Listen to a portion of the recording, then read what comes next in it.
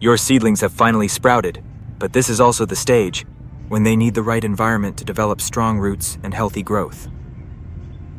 Instead of reaching immediately for expensive products, there is a simple homemade mixture that can help stimulate microbial activity in the soil using just 3 basic ingredients: yeast, sugar, and water. It takes only a few minutes to prepare, so let's prepare it step by step and see how it can be used safely around young plants. Start with 1 liter of lukewarm water. The water should be comfortably warm, not hot, because high temperatures can damage or kill the yeast. Non-chlorinated or dechlorinated water is preferred rather than freshly chlorinated tap water. Now add 20 grams of dry yeast powder to the water and mix it thoroughly.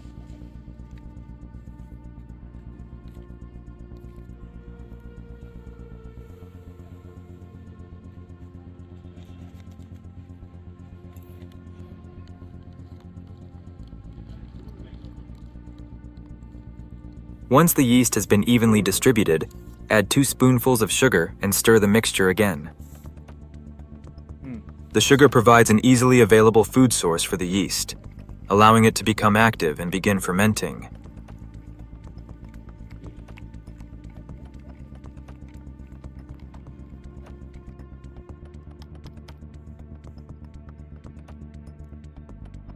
Once everything is mixed, cover the container, but don't seal it completely airtight.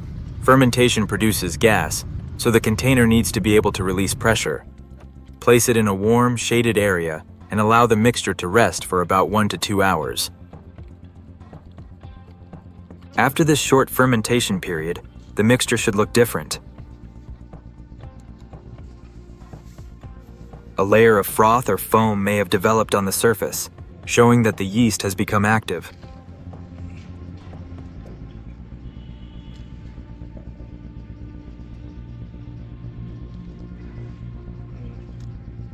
Give the solution another good stir to distribute the mixture evenly.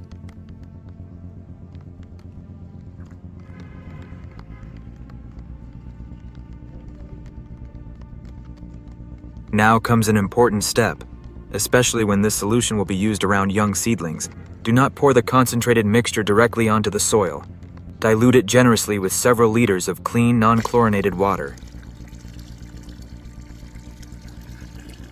Young seedlings have delicate root systems, and a highly concentrated yeast and sugar mixture can encourage excessive microbial activity and potentially stress the plants.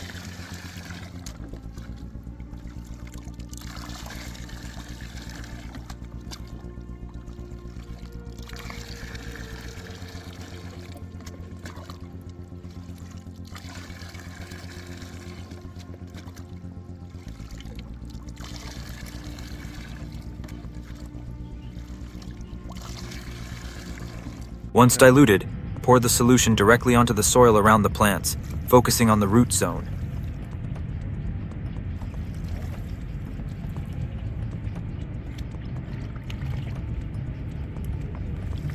Do not spray it onto the leaves, flowers, or stems. Soil application is the better approach because the purpose of this mixture is to influence the microbial environment around the roots.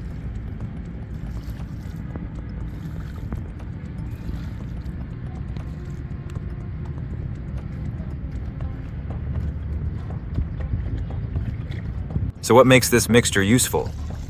The yeast and sugar provide an easily available source of carbon that can temporarily stimulate certain microorganisms in the soil. These microorganisms participate in the decomposition of organic matter and nutrient cycling, helping maintain an active soil ecosystem around plant roots. However, this mixture should not be treated as a complete fertilizer.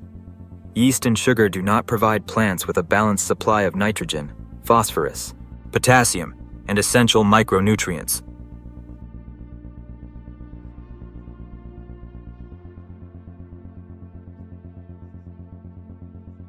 Healthy seedlings still need good soil, adequate sunlight, proper watering, and appropriate nutrition as they develop. And remember, more is not better. Avoid using a strong concentration or applying this mixture too frequently.